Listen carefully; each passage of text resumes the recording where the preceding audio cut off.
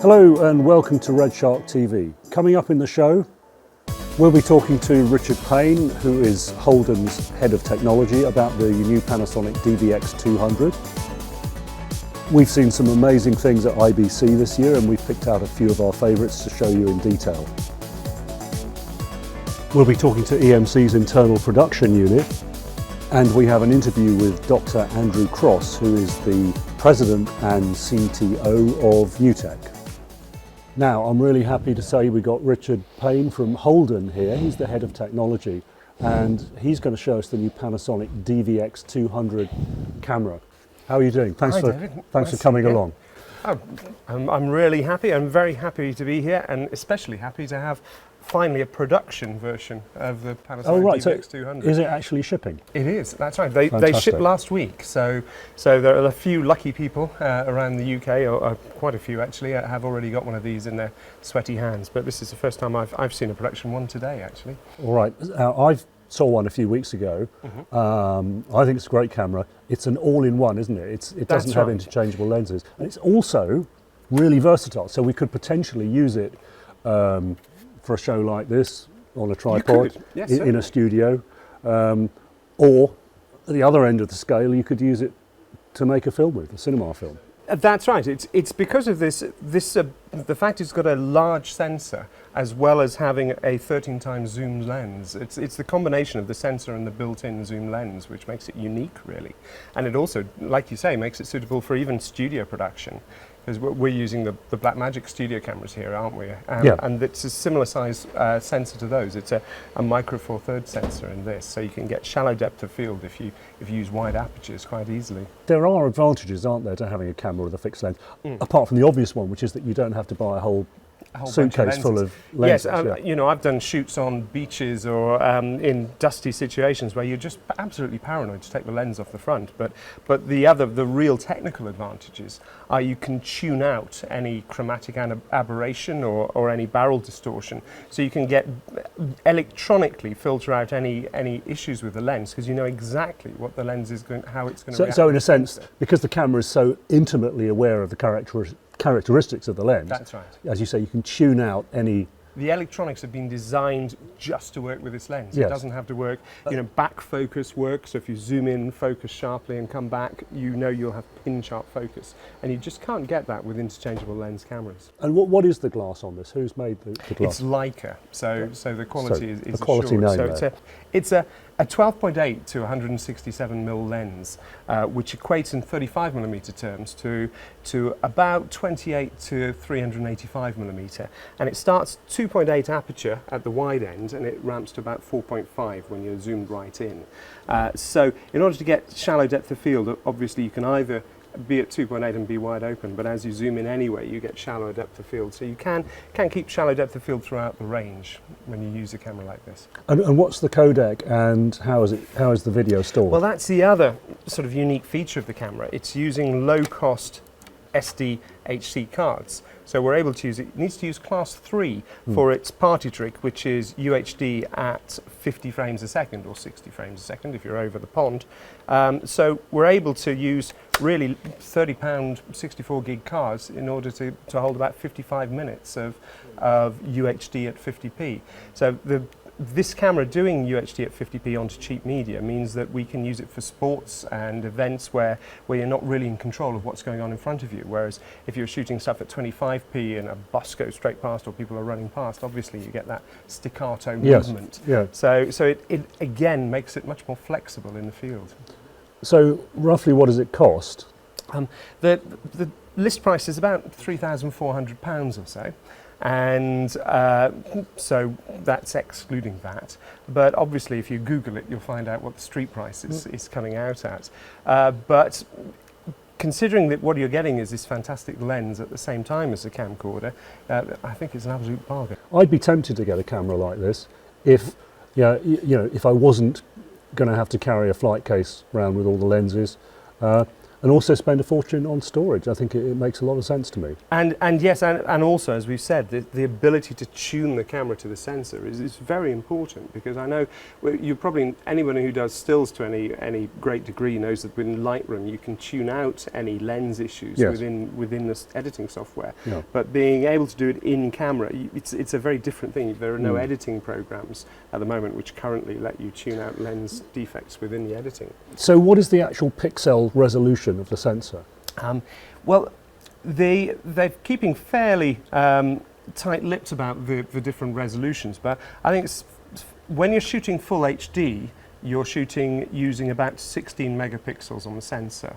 When you're shooting UHD at 25p, you're using about 12 megapixels of the sensor, and then it's doing a pixel subsampling, but sort of a high-quality downsample in order to get the UHD footage out.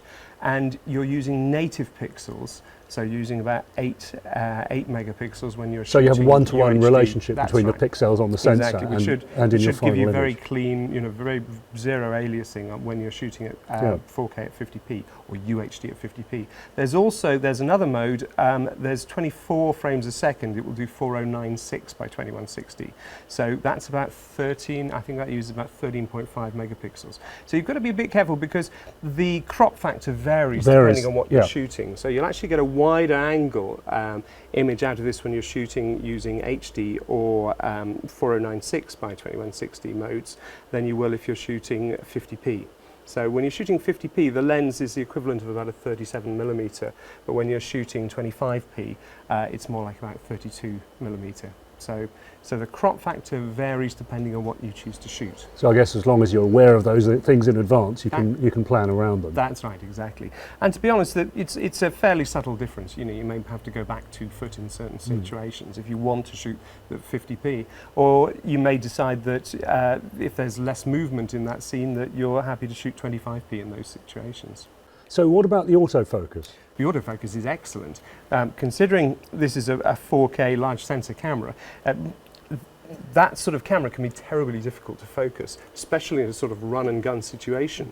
But not only have you got fast, accurate autofocus, but you can even set the zone that the autofocus is relevant in. And there's a lot of tuning you can do to the autofocus. So if there's fast motion, you can set the autofocus in one way. And if there's slow motion, but things moving in and out of the scene, you can set it to be much slower to react. So if something comes across the front of the camera, you won't suddenly lose the focus. So there's a lot of tweaking that can be done. And part of the reason this autofocus is so good is, again, because the same manufacturers developed the lens and the sensor. It's the close integration. Yeah. That's right, yeah. So yes, it's probably the first shallow depth of field large sensor camera that you can trust for doing some autofocus. So with image stabilization and autofocus you can trust, you are able to use this in a much more reactive way. You don't have to sort of film it, setting up everything and measuring your distances. You can really use it for run and gun. And ergonomically, how do you find it? I must admit, I actually, this is the first time I felt the weight and the sort of the build quality of the production camera. Before I had a pre-production over the summer, which I did the video for you with. And I think it's lovely. The balance feels really good. It didn't feel bad with the pre-production, but this just feels, it just falls into the hand beautifully. And so I'm able to get my hand on the 3-ring control for iris, zoom and focus. And using the OLED viewfinder, which is 1920 by 1080, as well as the flip-out screen, I just find it fits in my hand. I can get terribly stable pictures by giving me that 3 points of stability. It feels lovely. Yeah, it does look just right, doesn't it? It does, and the build quality is exceptionally good. And what does it weigh? It's 2.7 kgs without a battery, so pretty lightweight. I think it will be about 3 kgs with a battery, with the matte box and the iCup. But there's really no need to add a lot of external rigging, no, is there? Because you've got such a high quality 1920 1080 flip out screen and OLED viewfinder, you don't really have to add all the paraphernalia that you do on some other cameras out there. And what outputs does it have? Right, so if we look at the back here, we've got a variety of outputs. First of all, we've got HDMI 2, so you are capable of outputting the 50p or 60p 3840 by 2160 resolution. Also, you can do 24p 4096 by 2160 through the HDMI there. You have here, under these nice solid flaps, you've got an SDI output. This is only for HD, but it is 3G SDI. So it will support 60p. 50p and 60p, that's right. You've also got timecode in and out, and you've got a standard composite out, which may be useful in some situations. We've also got here, this is very useful, especially if you're thinking of using it in a sort of studio setup. You've got remote zoom and start, stop, and focus and iris. So you're able to use zoom demands and focus and iris demands on a tripod handle. So really, it is going to be at home in a studio. Yeah, definitely. There's no reason why you wouldn't want to use it in that sort of situation. And what about audio? On audio side, you've got XLR audio inputs. You've got one at the front here for a rifle mic on top in the sort of traditional place, and it comes with a clamp to hold that there. You've also got an XLR audio at the back as well, down the bottom there. So you're able to, so if you've got a feed from a house system or from the mix coming in, you're able to use that in the back. And this way of separating the audio feeds, I think, it's a new thing on a lot of the new Panasonic camcorders, and I like it. Yeah, it's quite handy, isn't it? I think it makes a good idea. You've also got USB 3 functionality. And what you can actually do is plug a USB hard drive into this, and you can dub footage from the internal cards onto the hard drive, or even play footage in the camera straight from the USB hard drive. So it gives you some rather unique ways of copying footage in the field. And that, married to the fact we've got these very low-cost recording media of SDHC cards, means that it's going to be terribly flexible when it comes to shooting long-form stuff. What about compatibility with NLEs with this format? Certainly, they're across the board at the moment. Everything will work. You can record the MPEG-4 UHD in either MOV or MPEG-4 formats. So if you're shooting, if you're of the Mac persuasion, you're probably best going down the MOV route. Also, if you use Avid, you're better off with MOV. But for some PC editing, you might find you're better off with the MP4 for Adobe Premiere, maybe on the PC, or for EDIUS or for Lightworks. Obviously, people will make comparisons between this and the GH4, which is another very capable 4K camera, obviously a totally different form factor. Well, the thing which is interesting about both the cameras now, especially about the new version of the GH4R, of the GH4, which is the GH4R, which I have here with a small HD monitor on top, is they both share a V-log profile, which is a way of getting more dynamic range out of the cameras. So actually, if you were in a production using this as your main camera and a GH4R as your second camera, you'll be getting footage that matches beautifully with that wide dynamic range. So you can grade the two as if they were taken with the same camera. Exactly, exactly. Now, one advantage of the DVX 200 over the GH4 is that with the DVX 200 there is a V-log assist. You can press a button. I've set it up on user 1 button, so if you're shooting V-log you can see what it looks like with a normal 709 gamma, which will help you judge the color and help you judge the exposure. Now, you don't get to see what it looks like with the GH4 unless of course you use something like a small HD monitor, which will give you the ability to load lookup tables into it. So if you are going to use them as a matched pair, do remember that if you're shooting V-log, to get the widest dynamic range out of it, you may need some other accessories in order to see. Okay, but even so, that's a really small, easy to handle package, isn't it? It is, yes. Lovely. They work together beautifully. Brilliant. So yes, I can see some people who have been holding on, trying to decide whether they should, for instance, with corporate or with event shooting, the ability to have a GH4 shooting 4K as a second camera, but be able to have 50p UHD on your main camera with such a run-and-gun traditional style camcorder is going to be a huge draw. Yeah, so if people are having a problem deciding which of those two to buy, the answer is obviously both. Both. Yeah. Exactly. Solved it. Thank you, David. All right, Richard. The check's in the post. Thanks very much indeed. Thanks really very much. Nice to see you again. I'm joined now by David Ross from EMC. Dave, thanks very much for joining us. It's good to see you. And you're in Boston, yeah? Yes, we're right outside of Boston, Hopkinton, Massachusetts. Okay, fantastic. So the reason we're doing this segment of the program is we want to talk to people who are using video within their organization to communicate to their employees and generally make their business work better through the medium of video communication. I wonder if you could just quickly tell us how you use video for that sort of thing. Yeah, absolutely. So I manage a group called EMC TV within EMC Corporation, and we support all the business units within EMC for both internal projects and external projects. So for example, company-wide meetings that just go to EMC employees, 60,000 worldwide, we're able to do that. And also even larger projects like our user conference, where we have about 10,000 people in Vegas, but we hit all of our customers and partners around the world, so up to 100,000 viewers given a week in May.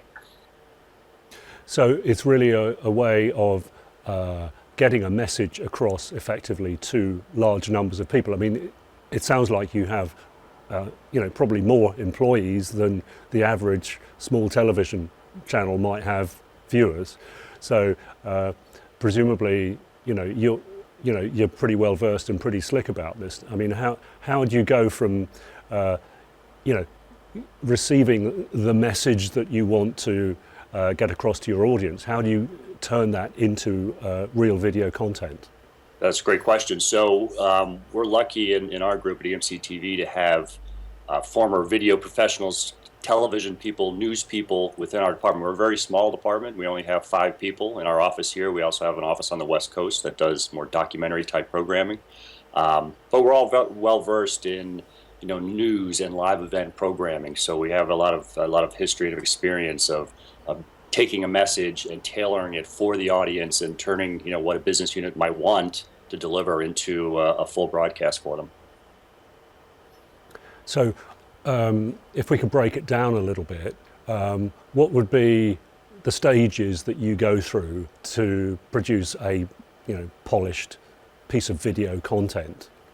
Yeah, absolutely. So our group specifically here on the East Coast of the U.S., we're the live broadcast team. So we work with the business units that want to produce basically a live television show or a live event. So we'll work with the group for months in developing the content that would go into any kind of live broadcast. So developing the guest speakers, whether they're bringing in guest speakers using internal speakers, determining the roll-in videos we might use, whether we're going to have Q&A with our dispersed audience across the world. A lot of elements that go into it to make it an interesting broadcast. Sorry, and what kind of look and feel do you go for? Obviously, presumably you use corporate branding, but I mean in terms of the actual presentation, do you have like a studio? Do you try to make it look like a network news program? How do you do that sort of thing? Yeah, so the feel of it really varies to what the internal client wants to do. So we do have a couple of studios. In fact, we just completed construction of a large studio at our home corporate office here in Massachusetts. We have smaller remote studios in Santa Clara, Seattle, Cork, Ireland, new one coming online in Brentford, right outside of London, coming next year. So and all studios can do a variety of things, whether it's more like a newscast. We have anchor desks where it can do a traditional newscast kind of look, or our new studio here in Southborough, Massachusetts. We have a full-blown, sound stage where we can do live events. We had an event there over the summer with 3,500 people in the warehouse. It's a converted warehouse, which is a great use of space for us. And so it was basically a full, almost kind of rock concert feel for an internal, streaming live event. And how much do you feel that more and more is becoming possible for, a smaller budget? I mean, obviously you still need experts, still need the skill sets, but it seems to me that the price of equipment has plummeted over the last 10, 15 years.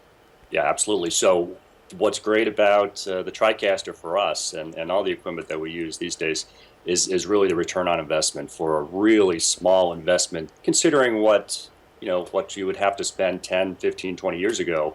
We can produce content that rivals really any broadcast television network. And that's where it comes into us, and why we have such a great relationship with NewTek is because they really enable us to produce this kind of broadcast quality content on a small budget and with a really small team. We did an event, if I could share a quick story for you. We did an event just yesterday where we had 4,000 people in a parking lot, in one of our parking lots in Massachusetts here.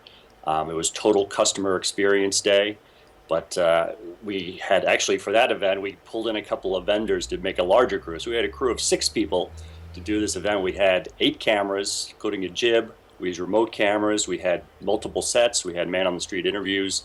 But that wouldn't be possible without technology that enables us to deliver it with a really small crew and a small price tag. That sounds like an amazing event. Finally, can I just ask you to give me your impression of what kind of a difference does it make having this video communication within a big organization? Well, it really enables, any business unit within the company to reach all their employees. So, we're a 20-something billion dollar company now, and 60,000 employees worldwide. So there are people working for these business units all over the world. So really, and everybody knows these days that video is the medium of choice when you want to really connect with your employees. So we enable our business units to connect with all of their individual employees, and also enable our business units to connect with their customers around the world. Whether it's a small meeting, a one-on-one, even kind of style meeting, or if it's a dispersed broadcast using satellite uplinks at times to reach all our customers. Okay, so it sounds like a real success story. Yeah, absolutely. So just real quickly, we had a new corporate marketing officer come into the company about 5 years ago, and he doubled down, as we say, on TV in the company, and really has enabled us for us, and it has been a real true success story at EMC. Fantastic. Dave, thanks ever so much for sharing that with us. Really interesting to hear all of that. Thanks again. Yeah, my pleasure. Thank you. Now, we've just got back from IBC 2015 in Amsterdam, and here's some of the things that caught our eye. IBC is Europe's biggest industry trade show, and it's held in Amsterdam in September. This year, an incredible 55,000 people visited. I'm Ellen Kamla with NewTek, and we're showing our advanced IP workflow. Our IP workflow is based on a new protocol that NewTek has developed called NDI, Network Device Interface. And this allows any device on the LAN to be visible and selectable as a video source for any other device on the LAN. And then what that's going to do is solve the problem of, not being able to reach the video sources that you want to reach during your production, and also enabling more inputs. If you don't have enough inputs for your production, well, you can just use the inputs that are visible on the LAN from another source. Hi, my name's Paul Atkinson, and I'm the product specialist for Pro Video and Cinema EOS in Canon, Europe, Middle East and Africa. One of the more exciting items that we've got, which is fairly new for people to see at IBC this year, is our new ME20F SH camera, which has a maximum ISO of around about 4 million. This is a very specialised camera for applications such as wildlife, documentary, astronomy, scientific filming. We've also got the chance for people to see the C300 Mark II in a variety of settings and a variety of potential uses. What we have is the evolution of the Evolution series with our Studio XL. And what we've done is we've taken the normal Studio XL, which is an 8-bay Thunderbolt 2 RAID, and taken 2 of the bays out and replaced them with these EV bay adapters, so we can take our EV series drives and cartridges. So that adds the flexibility of a dock to a very fast Thunderbolt 2 RAID. And you're seeing tremendous performance out of it. With a 6-bay RAID, as we see here, in RAID 0 you will see up to about 1200 megabytes per second. With our SSD module, you'll see 480 megabytes per second. The EV220 is an excellent solution because it gives you that 2 terabytes of capacity, and still faster than a single drive because it is a mini RAID. Our new Red Mini Mag edition. So notice we have our Red Mini Mag from the red camera behind us. I can either use this on its own as a standard EV module with USB 3 bus powering it and connect directly to the computer that way. Or I can have it in any of our various types now of docks. This goes in there, but there it is. I now have it connected so I can very quickly make copies from both my larger RAID and my EV220 shuttle. But then on top of that, our new single bay dock. So this gives you another option. If you don't have the Thunderbolt connectivity, this is USB 3. So it's a lower cost of entry. Finally, we've released the FireWire adapter for the Evolution series. So I can take my standard EV raw module here, pop this onto the SATA port, and I now have FireWired header to bus power and can daisy chain through it. Foreseen is a cloud video editor. Our stand created this year is really around the theme of go boxless. It's really about the ability to access our product anywhere in the world. You know, the freedom that you have from being able to be liberated from your edit suite. To bring that creative theme to life, what we've done is we've created a really immersive stand experience. A race simulator on the stand, and we've got 2 cameras on the simulator and then the feed from the actual simulator itself. And that's streaming live into Foreseen, both on iPad and on all of our demo pods. Actually, people are really engaged in the workflow that we're demonstrating here. And we've been able to do that through the strength of our media partnership with RedShark. They sat down and talked to us about how they can help us drive traffic to our stand. And for us, that's been really important. So that was IBC 2015. There's some really fascinating stuff there. Now we're going to talk to Dr. Andrew Cross, who is the President and CTO of NewTek. Hi Andrew, thanks very much for joining us. And I'd like to talk to you about one of the best things that we saw at IBC this year, which was NDI, which is NewTek's new protocol for sending real-time video over a network. I wonder if you could talk to us about how you came up with this idea and what sort of problems it's intended to solve. Well, here at NewTek, we've actually been doing video over IP for almost 10 years. And it's actually been really interesting to watch what's happened because, 10 years ago, there was no such things as, general cell phone service or everybody having internet everywhere. And so this is something that we've seen, changing over the years. And we looked at the industry today and we look at the industry and where it's going, and I think it's very obvious that what IP brings us is truly amazing. It allows any device anywhere in the world to talk to any other device anywhere in the world. That's something that SDI cables, HDMI cables, things like, it's just not even imaginable to think that way. And so when you take this ability for anything to talk to anything, you say, well, how on earth could we take this really, world-changing technology, it really has changed the world, and apply it to what we're doing in the professional video space. And you start thinking that way, that there were all these opportunities that you suddenly see, and all these ways that things can work together that really change the whole way you think about video and the way it works together. And when we started, looking at this, we got very excited. I think, although I don't like the term, the concept of Internet of Things is interesting, where you can put devices on a network and they just see each other and understand each other. And I think that what we're doing, because you hear the word IP a lot in the video space at the moment, but I do really believe that what we're doing is very different from that. Because what we've taken is, even though I don't like the word, the Internet of Things approach to video, where you bring a video source, you bring it onto the network. Now, any other device on that network that can understand video sources would be able to work with it freely, be able to put out its own video. So you end up with this kind of infrastructure where everything on a local network that's producing media, so that's video, audio, or metadata, can really talk to each other. You can pull in sources from anywhere on that network, you can piggyback them, but you realize that it's a totally different way of thinking about how video production and video transport is going on, and that's something that's very exciting to us. For people who aren't so familiar with how networks operate, I wonder if you could just talk for a minute about the difference between conventional video wiring and putting video on a network. As far as I understand it, it's the difference between point-to-point connections and putting everything on a network where everything is available to everything. Could you just tell us how that works? The way we've thought about, the whole industry has thought about video for the last, 50 years at this point, is that you take device A and you connect it up via a cable to device B. And and actually a lot of what the industry is doing currently with IP is just trying to replicate that, but put it over IP instead of an SDI cable or composite video before that. And so, but that's not really embracing what IP does, which I think you spelled out very well, which is IP isn't just connecting device A to device B. It's really connecting any device in the world to any other device in the world. So the moment you start thinking that way, it means that any device can just see any of the other devices that could produce video on the network.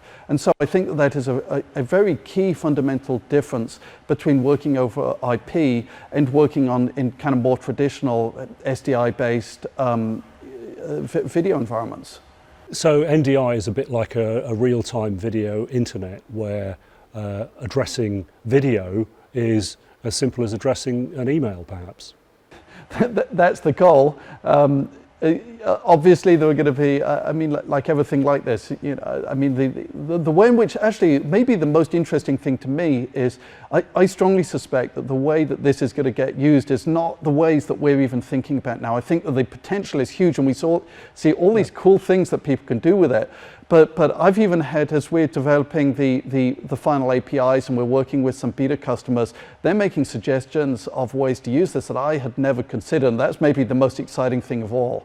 It's always a sign of a good idea when it generates new ideas, but at the same time we've got to remind ourselves that sending video over on network depends on available bandwidth.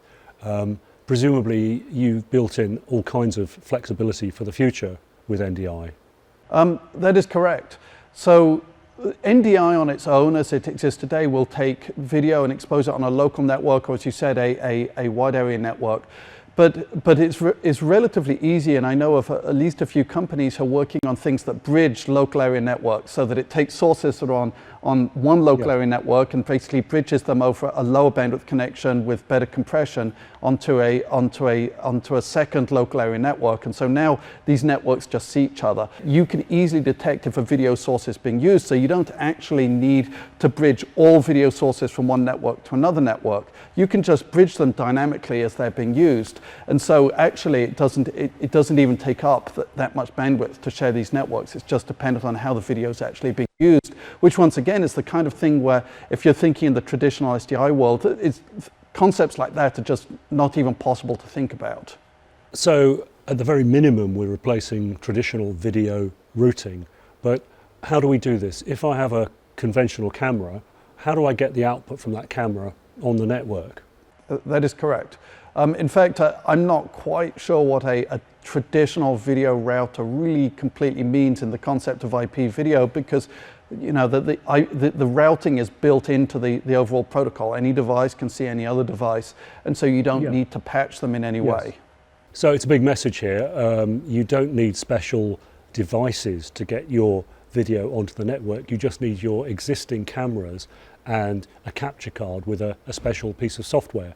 And my understanding is once it's on the network, every device has an equal status with every other device. So for example, if you're using a TriCaster, you'll see the normal wired inputs from your cameras and other video sources, but in the same list you'll see your network sources, and these can be other devices and cameras as well.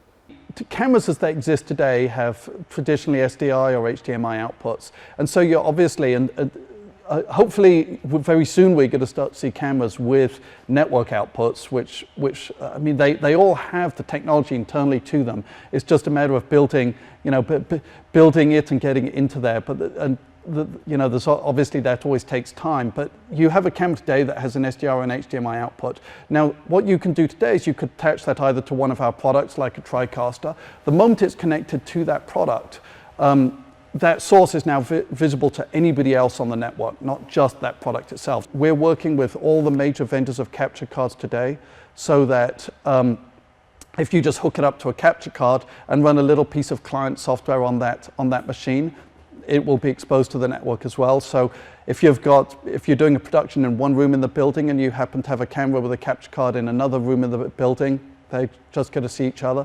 Now over time I think this is going to evolve, because I do think that we're going to start to see network being built directly into cameras. Obviously a lot of the graphic systems and virtual set systems, I mean in a modern TV environment a lot of the content is actually being created by computers.